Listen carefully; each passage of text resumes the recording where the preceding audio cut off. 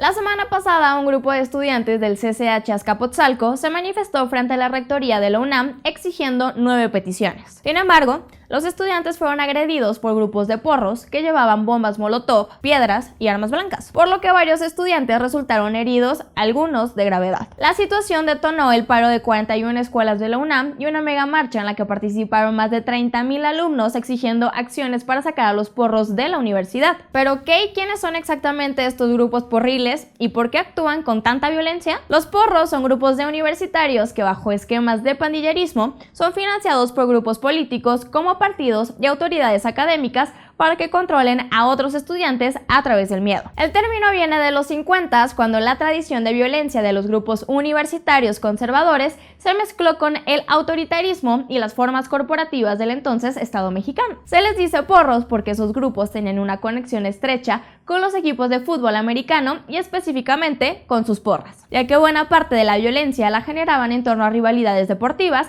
así como de escuelas y de barrios. Estos grupos llegaron a tener hasta 60,000 miembros que eran reclutados por diversos intereses políticos. Su gran auge se dio en los 60s, cuando las manifestaciones estudiantiles fueron infiltradas con su violencia. Desde entonces, los porros se han mantenido presentes en mayor o menor medida en bachilleratos y universidades públicas, hasta llegar a lo que son hoy, grupos de choque con tintes políticos que se camuflajean como organizaciones estudiantiles, pero en realidad se venden al mejor postor para diversas actividades que van desde ir como acarreados a eventos políticos hasta actos para controlar manifestaciones. Lo anterior a cambio de dinero o permisos especiales para actividades como el tráfico de drogas. En el caso de las recientes agresiones, el 32 de CCH Azcapotzalco, el 3 de marzo del CCH Vallejo y la Federación de Estudiantes de Naucalpan fueron identificados como responsables y 18 estudiantes ya fueron expulsados. Sin embargo, una de las grandes quejas que mueven las manifestaciones es que hasta ahora ellos y otros colectivos similares han actuado en total impunidad. Y es que a 50 años de la matanza de Tlatelolco, se sigue sin erradicar la violencia en contra de los movimientos estudiantiles que tanto daño han causado a las instituciones académicas del país. La Fiscalía de Veracruz reveló que gracias a una denuncia ciudadana encontró en la zona centro del estado una fosa clandestina con al menos 170 cráneos que llevan ahí 2 años. Esta es la segunda más grande del estado y una de las más grandes de todo el país. En medidas, la fosa se compone de 32 zonas que abarcan alrededor de 300 metros cuadrados. Los trabajos periciales, que iniciaron un mes antes de que se hiciera público, han encontrado también 200 prendas de vestir, 114 identificaciones y diversos artefactos personales que podrían dar una pista sobre quiénes eran las personas que fueron enterradas clandestinamente ahí. Además, la Policía Federal estará ayudando a realizar la identificación genética y a las decenas de colectivos que están buscando a los más de 3,600 desaparecidos de la entidad se les prometió un catálogo fotográfico con los hallazgos hasta el momento. Si bien para quienes tienen un ser querido desaparecido puede ser en cierta medida tranquilizante encontrar sus restos y otorgarles un entierro digno, el hallazgo de la fosa es una prueba más de la terrible realidad que vive ese estado, en el que Duarte no solo desfalcó el erario, también permitió que creciera la violencia hasta el extremo. Para que te des una idea, en los últimos años se han encontrado más de 30,000 restos humanos en 44 municipios en Veracruz y desafortunadamente siguen apareciendo más fosas. De hecho, la más grande del país, que contenía los restos de 287 personas, también se encontró en ese estado hace un año. Además, los cadáveres se siguen acumulando. Con 1,244 homicidios solo en lo que va de 2018, Veracruz es el tercer estado más violento del país y el segundo con más feminicidios. De esta forma, aquel estado, como muchas otras zonas del país, se ha convertido en un territorio perforado, y literalmente por las miles de víctimas del crimen organizado y la ineficiencia de las autoridades. Este hallazgo nos recuerda el terror vivido por los veracruzanos durante el gobierno de Javier Duarte y hace énfasis nuevamente en la ola de violencia que enfrenta México, porque detrás de cada uno de esos 170 cráneos hay un hombre, hay una familia y hay una historia.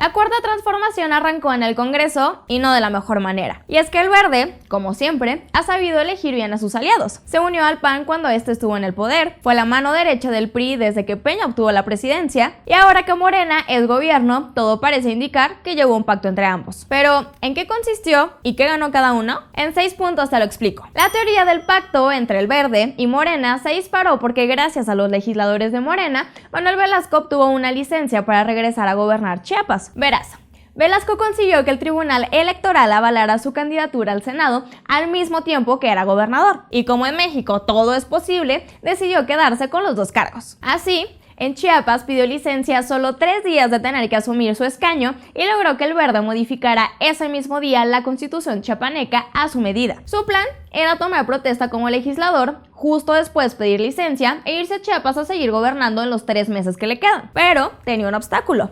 Para hacer eso necesitaba el aval del resto del Senado, que en su mayoría es de Morena. En una primera revisión, los morenistas fueron congruentes con el discurso que nos vendieron en las elecciones y rechazaron su solicitud. Pero después, Ricardo Monreal, el líder de la fracción de Morena, tomó la tribuna y defendió a Velasco, diciendo que como senador tenía derecho a pedir licencia, lo cual es una mentira, pues según los artículos 8 y 11 del reglamento del Senado, la licencia no es un derecho, sino una concesión que puede darse o negarse. Sea como sea, la votación se repitió y ahora sí, con una mayoría de 82 votos, Velasco obtuvo la licencia. Casualmente, apenas unas horas después de la votación, el Verde le transfirió a Morena 5 legisladores para darle al partido de AMLO la mayoría absoluta en la Cámara. Y es aquí donde debemos preguntarnos, ¿se trató de una coincidencia o de un pacto? Ante los señalamientos, Velasco y Monreal aseguraron que no hubo pacto, pero Arturo Escobar, coordinador del Verde en la Cámara de Diputados, admitió que sí. Eso sí, según él, no tiene nada que ver con el tema de Velasco, sino que el Verde es tan altruista y se preocupa tanto por la ciudadanía que cedió a esos 5 legisladores a cambio de que Morena le ayude a impulsar una iniciativa para combatir el cáncer infantil. Difícil de creer, ¿no? Más allá de esa excusa, ya desde las elecciones se veían otras coincidencias indicando un cambio radical en la relación entre el Verde y Morena. Porque no podemos olvidar que durante años AMLO llamó al Verde parte de la mafia del poder. Entre lo sucedido en campaña tenemos lo que pasó en Chiapas, donde ambos partidos echaron la mano en la contienda para la gubernatura. El Verde le dio un fuerte golpe al PRI en ese estado, rechazando a su elegido e imponiendo a su propio candidato. Mientras tanto, en la candidatura de Morena quedó Rutilio Escandón, quien también tiene fuertes nexos con el gobernador. Imagínate, fue su testigo de bodas. Al final, Escandón ganó y, oh coincidencia, justo después el candidato del Verde, que quedó en segundo lugar, renunció al partido del Tucán y Morena le ofreció una senaduría. Algo parecido también pasó en la Ciudad de México. El Verde rompió con el PRI y puso a su candidata Mariana Boy. Luego, la ganadora morenista Claudia Sheinbaum le invitó a trabajar en su programa de gobierno. ¿Seguimos con la lista de coincidencias? Pues adivina con quién fue la primera reunión de AMLO luego de ganar la presidencia. Sí, con Manuel Velasco. ¿Y qué personaje crees que defendió a Obrador luego de que el INE acusara a Morena de usar el fideicomiso del sismo con fines políticos? Sí, también Velasco. Sin duda, el gran ganador de todo esto es Manuel Velasco, pues sus guiños a Morena le valieron una senaduría que en realidad no se merece. Es el gobernador peor evaluado por la Coparmex. Solo el 15% de los chiapanecos lo aprueba y deja a Chiapas reprobado en todos los indicadores económicos que prometió mejorar. Y hayan sido coincidencias o pactos, lo cierto es que el gran perdedor es Morena, pues comprometió su credibilidad. Y es que a diferencia del Verde, quien ya tiene fama de oportunista, los morenistas habían prometido un cambio en la forma de hacer política y terminaron haciendo lo mismo que el PRI. Al final, todo se resume en un hecho. Los senadores morenistas le fallaron a los mexicanos en la primera votación importante y de la mano del Verde, la cuarta transformación, hasta el momento, parece más de lo mismo.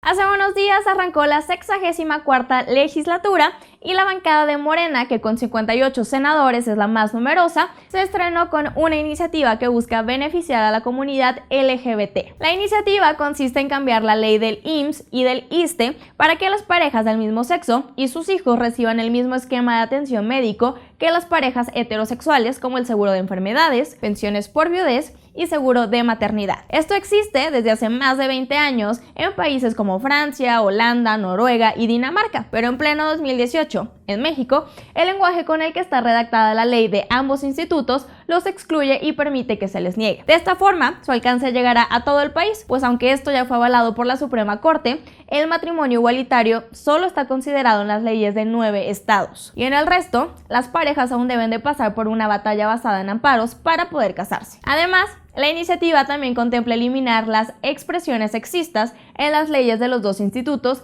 bajo el argumento de que al usar solo el género masculino se excluye a las mujeres de derechos como concederle una pensión a su pareja en caso de fallecimiento. El proyecto de ley fue presentado por el senador morenista Martínez, quien es expresidente del PAN. Y aunque todavía no se puede cantar victoria, pues apenas fue turnado a comisiones para su revisión, de entrada recibió mucho apoyo por parte de todos los partidos, por lo que se prevé que muy pronto llegue a la Cámara de Diputados y en el futuro pueda ser aprobada y promulgada por AMLO.